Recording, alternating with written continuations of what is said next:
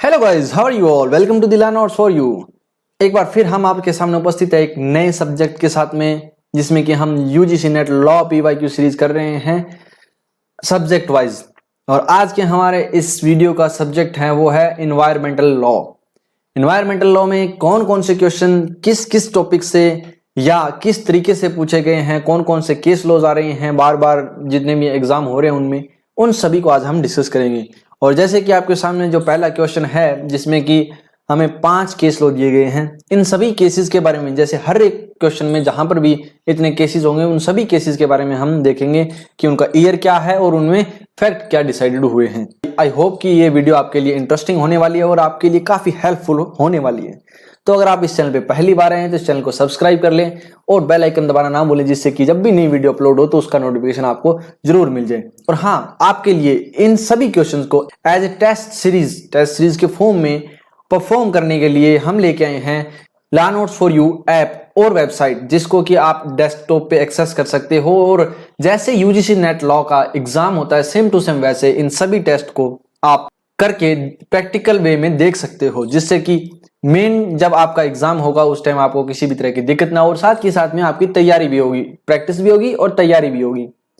और आपको एक क्लियरिटी हो जाएगी कि हमारा इस पार्टिकुलर सब्जेक्ट से ये टॉपिक बार बार आ रहे हैं और ये जो सब्जेक्ट है जो ज्यादा वेटेज वाला है। तो आई होप ये क्लियर है कि किस तरीके से आपके लिए ये सीरीज है वो हेल्पफुल है और किस तरीके से ये पार्टिकुलर वीडियो भी आपके लिए हेल्पफुल है। तो चलिए बिना किसी देरी के इस वीडियो को शुरू करते हैं। तो सबसे पहला क्वेश्चन कहता है कि इन्वायरमेंट प्रोटेक्शन से रिलेटेड इन केसेस में से कौन कौन से केस हैं। सबसे पहला केस है हमारे पास में, वो क्या है? State of Orissa versus Rabindranath Dalai and other. तो ये केस कब का है? ये केस है 1963 का। और ये किससे रिलेट करता है? ये है related to the land revenue, यानी कि इन्वायरमेंट से रिलेटेड नहीं है। तो ये वाला हमारा ऑप्शन है, स्टेटमेंट है, वो क्या हो जाएगी? रॉन्ग हो जाएगी। वहीं पर अगर हम बात करें सेकंड केस लॉ की, तो वो केस लॉ कौन सा है? Subhash Kumar versus state of Bihar and other. और ये कब का केस है? ये है 1991 का केस है। और ये किससे रिलेटेड है? ये है इन्वायरमेंट प्रोटेक्शन से। अगर हम इसकी फैक्ट की बात करें तो यहाँ पर जो पेटिशनर है वो बोकारो रिवर के अंदर जो इंडस्ट्री डिस्चार्ज वेस्ट होता है उसके थ्रू जो पॉल्यूशन हो रहा था उसको रोकने के लिए है एक पेटिशन फाइल करते हैं। तो यहाँ पे सुप्रीम कोर्ट ने हेल्ड किया है कि जो राइट टू लाइफ है, राइट टू लाइफ सबसे ज्यादा डिस्कशन करने वाला ये जो है आर्टिकल है, आर्टिकल 21। बहुत जैसे तो सिंपली एक लाइन का ही आर्टिकल, लेकिन इसके अंदर जो कंटेंट की जब हम बात करें, केस लॉज की बात करें, तो वो भर भर के हैं। तो इसमें जो कहा गया है कि जो राइट टू लाइफ है वो इंक्लूड करता है right to pollution free environment also. तो यहां पर इसको एज ए फंडामेंटल राइट है, जो right to pollution free environment को एस्टेब्लिश करने में इस केस का काफी महत्वपूर्ण योगदान है। नेक्स्ट केस आता है Almitra H Patel and other versus Union of India and other. ये केस कब का है? ये केस है 2000 का। और इस केस के अगर हम फैक्ट की बात करें तो यहां पर म्युनिसिपल जो सॉलिड वेस्ट मैनेजमेंट है दिल्ली के अंदर, उसके ऊपर एक PIL डाली गई थी। तो इसमें क्या है कि सुप्रीम कोर्ट ने जो म्युनिसिपैलिटीज है उनको डायरेक्शन दी कि आप जो वेस्ट मैनेजमेंट है उसको एनवायरमेंट प्रोटेक्शन एक्ट 1986 के अकॉर्डिंगली ही मैनेज करेंगे। तो यहां पर जो अर्बन वेस्ट है उसको भी हाईलाइट किया गया था एज ए इन्वायरमेंटल इशू के रूप में। तो I hope it is clear. उसके बाद में the most famous case MC Mehta versus Union of India 1987, oleum gas leak case. इस केस के अंदर Shri Ram food and fertiliser जो कंपनी थी दिल्ली में, वहां पर एक गैस लीक हुई जिसकी वजह से बहुत सारे लोगों की डेथ भी हुई थी, काफी सारे लोग इसमें इंजर्ड भी हुए थे। तो इस केस में एक जो प्रिंसिपल है, जनरली ये टोर्ट में बार बार आता है कि वो प्रिंसिपल यहां पे हेल्ड किया था एब्सोल्यूट लायबिलिटी का। एब्सोल्यूट लायबिलिटी हजार्डियस इंडस्ट्रीज है उनके लिए कि अगर कोई व्यक्ति हजार्डियस इंडस्ट्रीज को यहां पर ऑपरेट कर रहा है तो उसकी लायबिलिटी है वो बनती है एब्सोल्यूटली, किसी भी तरह की कोई एक्सेप्शन नहीं है। अगर किसी भी तरह का कहीं पर भी कोई नुकसान होता है तो वही व्यक्ति उसको पे करेगा compensation. I hope it is clear. तो ये भी इससे एनवायरमेंट से रिलेटेड है, ये भी रिलेटेड है, तो बी सी डी से रिलेटेड। ई और देखते हैं कि क्या ये इन्वायरमेंट प्रोटेक्शन से रिलेटेड है। तो अगर हम बात करें केस ई की, Kashiram versus state of Rajasthan, तो ये केस है वो सर्विस लॉ से रिलेटेड है। ये केस किससे रिलेटेड है? सर्विस लॉ से, एनवायरमेंट लॉ से रिलेटेड नहीं है। आई होप इट इज क्लियर। तो यहां पर हमारे पास में बी सी डी यानी कि ऑप्शन नंबर 4 है वो राइट होगा। चलिए नेक्स्ट क्वेश्चन को देखते हैं क्या कहता है नेक्स्ट क्वेश्चन। नेक्स्ट क्वेश्चन में हमें कहा गया है कि एक व्यक्ति है, वो क्या है, shall not be A member of state board constituted under air prevention and control of pollution act 1981। कौन सा ऐसा व्यक्ति है जो कि एक मेंबर नहीं हो सकता? ये हमें कुछ कंडीशन दी गई हैं, इनमें से कौन कौन सी कंडीशन दी गई है और कौन से सेक्शन में दी गई है। सबसे पहले तो हमें सेक्शन पता होना चाहिए ना, ताकि हम इसको क्लैरिफाई कर सकें। इसके रिगार्डिंग अगर हम लीगल प्रोविजन की बात करें तो ये सेक्शन हमें मिलता है 8, किसका? इसी एक्ट का। ये सेक्शन 8 कहता है क्या क्या चीजें इसमें इंक्लूड होंगी। सबसे पहले ऐसा कोई व्यक्ति है जो फिलहाल है या एट द टाइम बीइंग अजस्ड इंसॉल्वेंट, यानी कि जो इंसॉल्वेंट हो चुका है, क्या वो यहाँ पे डिस्क्वालिफाइड मेंबर होगा? यानी कि जो सेक्शन 8 में डिस्क्वालिफाइड मेंबर के बारे में बताया गया है, तो ये स्टेटमेंट क्या है? करेक्ट है। अब जो बी क्या कहता है कि वो व्यक्ति क्या has been declare by the competent court to be of unsound mind, यानी कि व्यक्ति क्या है, अनसाउंड माइंड है, तो ये भी करेक्ट है एज पर द सेक्शन 8। उसके बाद में सी क्या कहता है कि has been convicted of an offence under the air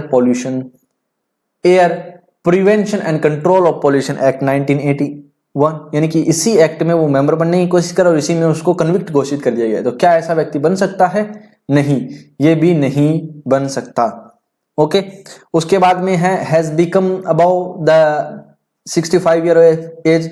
क्या ऐसी कोई कंडीशन है सेक्शन 8 में? नहीं, तो ऐसी कोई कंडीशन यहाँ पर सेक्शन 8 में हमें देखने को मिलती है, तो ये यहाँ पर नहीं आएगा। और उसके बाद में ये क्या कहता है, गिल्टी है of offence including involving moral turpitude, यानी कि ये है जो कंडीशन अक्सर ज्यादातर डिस्क्वालिफिकेशन किसी मेंबर की बात करते हैं, चाहे वो किसी भी सेक्टर में किसी भी एक्ट में हो, जनरली ये आता है।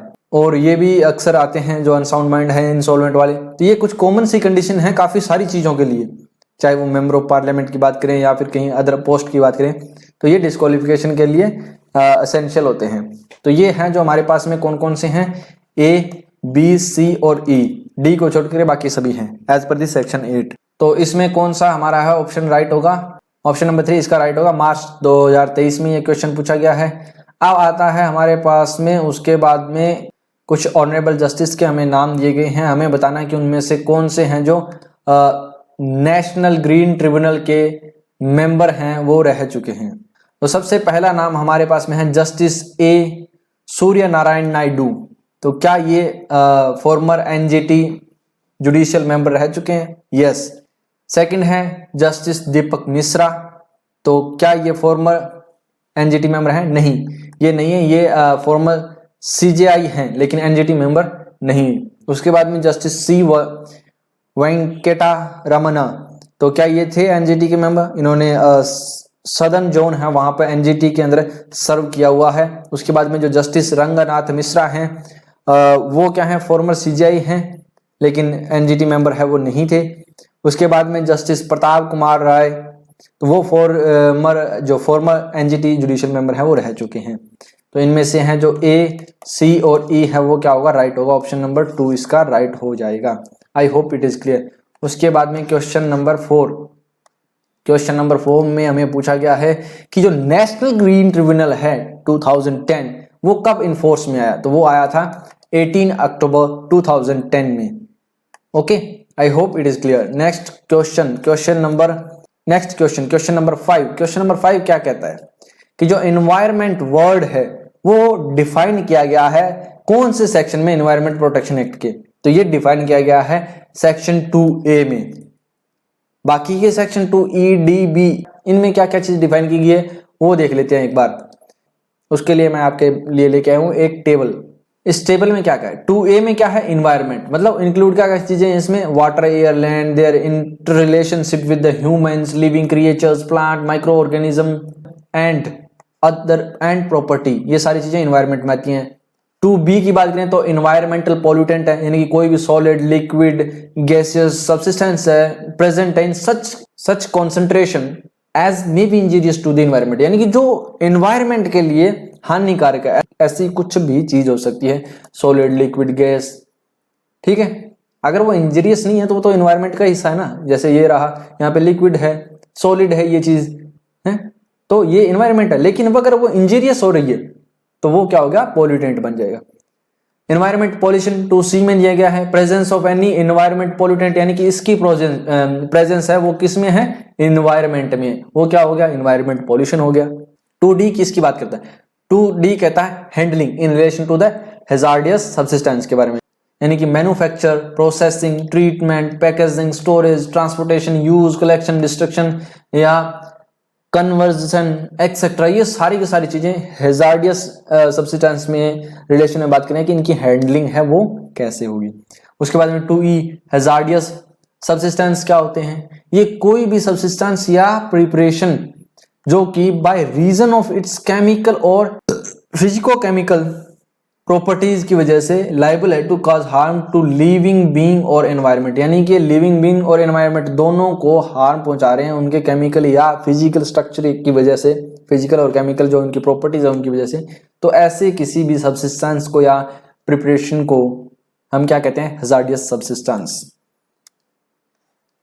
और उसके बाद में आता है 2f।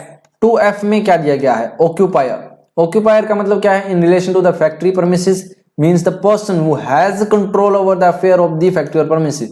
फैक्ट्री और premises की बात किया, जिसके पास में भी कंट्रोल होगा वो व्यक्ति क्या हो जाएगा, ऑक्यूपायर हो जाएगा। Okay, I hope it is clear, यानी कि आपको एक ही क्वेश्चन में सेक्शन 2 है उसके सभी सब सेक्शन जैसे क्लोज हैं ABCDEF वो सारे के सारे समझ में आ गए होंगे। चलिए अब नेक्स्ट क्वेश्चन की तरफ चलते हैं, क्वेश्चन नंबर 6। क्वेश्चन नंबर 6 में हमें दी गई है कन्वेंशंस। ये कन्वेंशन है, हमें बतानी है किससे रिलेट करती हैं, और इसके साथ साथ हम इसमें डिस्कस करेंगे इनके ईयर, जो कि क्या है, एक प्लस पॉइंट है आपका। क्वेश्चन नंबर 6 क्या कहता है कि जो बर्न कन्वेंशन है वो किससे रिलेट करती है, ये रिलेट करती है conservation of migratory species of wild animals, और ये कब की है, ये है 1979 की। उसके बाद में सेकंड वियना कन्वेंशन, ये किससे रिलेट करती है, ये रिलेट करती है ओजोन की प्रोटेक्शन के लिए, प्रोटेक्शन ऑफ ओजोन लेयर, और ये कन्वेंशन कब की है, 1985 की। उसके बाद में बेसल कन्वेंशन की बात करें तो वो रिलेट करती है हैजार्डियस वेस्ट से, control of transboundary movement of hazardous waste and their disposal, उससे रिलेटेड है, और ये कब की है, 1989 की। वहीं रेटनडम कन्वेंशन है वो कब की है, 1998 की, और ये रिलेट करती है previous informed consent procedural of certain hazardous chemical and pesticide in international trade, यानी कि इंटरनेशनल ट्रेड में जो भी ये केमिकल्स वगैरह हैं इनकी prior information. I hope it is clear. तो इसका ऑप्शन कौन सा राइट हो जाएगा, इसका होगा ऑप्शन नंबर 2 राइट हो जाएगा। 2022 अक्टूबर में ये क्वेश्चन पूछा गया है। क्वेश्चन नंबर 7 में क्या है कि कुछ यून क्लाइमेट चेंज कॉन्फ्रेंसेस दी गई हैं, COPs। अब COP है उसका नंबर है 26, 25, 24, 22, 21, और ये किससे रिलेटेड है वो हमें बतानी है, और इनमें से करेक्ट है वो चूज करनी है। पहली है जो COP26 है वो कहाँ हुई है, ग्लासगो क्लाइमेट चेंज कॉन्फ्रेंस। क्या ये करेक्ट है, कहाँ हुई थी, ग्लासगो में, तो यस ये है स्टेटमेंट है वो करेक्ट है। नेक्स्ट क्या है, COP25, ये क्या है, लीमा, ये हुई है लीमा में climate conference, climate change conference, तो क्या ये करेक्ट है, नहीं ये लीमा में नहीं हुई, ये कहाँ हुई है, 25 हुई है मद्रिद में। वहीं पे 24 की बात करें तो मरकज क्लाइमेट चेंज कॉन्फ्रेंस है, क्या ये करेक्ट है, नहीं ये भी करेक्ट नहीं है, ये कहाँ हुई है, कैटोवाइस, कैटोवाइस में हुई है, न कि मद्रिद में, मरकज में, यानी कि यहाँ पर। और जो 22 है वो कहाँ हुई है, ये हुई है मरकज में, क्लाइमेट चेंज, यानी कि ये यहां पर है, 22 इससे रिलेट करती है और 24 इससे रिलेट करता है। ओके, वहीं पे 21 की बात करें तो वो पेरिस में, ऑब्वियस सी बात है, पेरिस एग्रीमेंट, यानी कि Paris climate change conference. I hope it is clear. A और ई हैं वो इसके क्या है, राइट है, तो ऑप्शन नंबर 1 इसका राइट हो जाएगा। इसके बाद में हमारे पास क्वेश्चन नंबर 8 है। क्वेश्चन नंबर 8 क्या कहता है? ग्रीन हाउस इफेक्ट का मतलब क्या है? यानी कि ग्रीन हाउस इफेक्ट का मतलब है increase in the atmospheric temperature due to the concentration of the green house.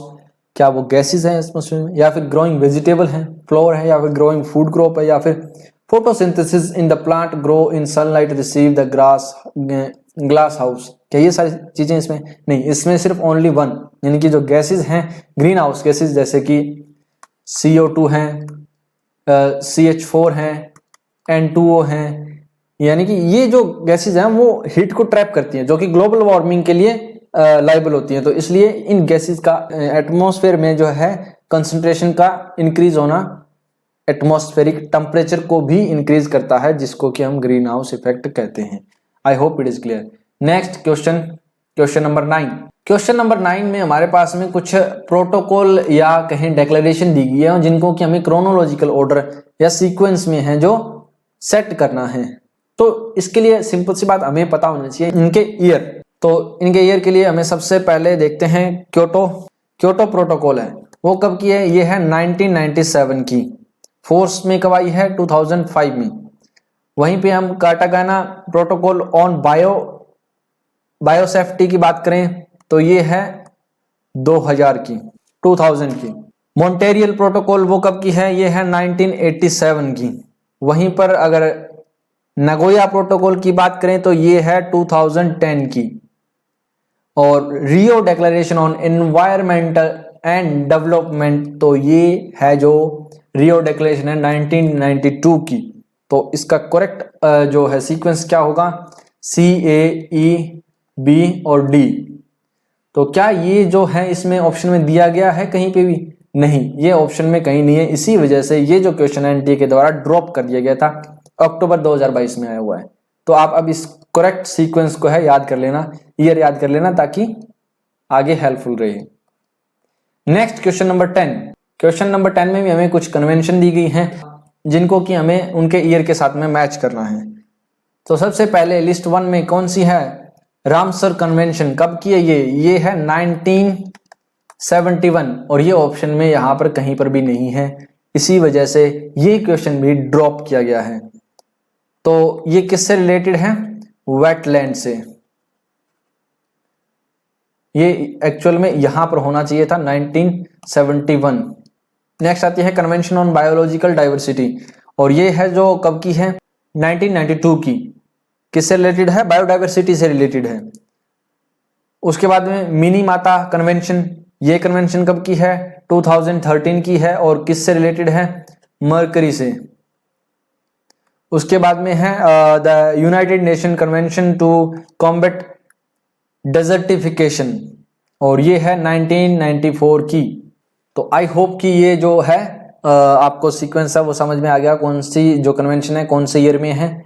तो किसी भी तरह का इसमें कोई डाउट नहीं रहा होगा आपके पास अब। तो इसमें से है जो करेक्ट ऑप्शन है वो हमें चूज ही नहीं कर पाए, क्योंकि ये जो हमारे पास में रॉन्ग है। तो इसलिए ये क्वेश्चन 2022 अक्टूबर में आया था, जो कि ड्रॉप कर दिया गया था NTA के द्वारा। तो ये थे आज के हमारे एनवायरमेंटल लॉ से रिलेटेड कुछ PYQs। आई होप कि इन PYQ के साथ साथ आपको कुछ एक्स्ट्रा मैटर है वो भी समझने को मिला होगा, और वो आपके लिए काफी हेल्पफुल होने वाला है आने वाले एग्जाम में। तो अगर वीडियो आपको अच्छी लगी है तो अपने दोस्तों के साथ में शेयर करें, ताकि उनके भी डाउट क्लियर हो, और इस वीडियो को लाइक करें और इस चैनल को सब्सक्राइब करें, ताकि ऐसी ही वीडियो आप तक पहुंचती रहे। And learn notes for you app download कर लीजिए, ताकि इसी चीज को आप टेस्ट सीरीज फॉर्म में अटेम्प्ट करके देख सकें, जैसे कि रियल एग्जाम की तरीके से। तो चलिए डाउनलोड कीजिए ऐप को एंड एंजॉय कीजिए अपने test series. And thanks for watching. Keep learning, keep growing.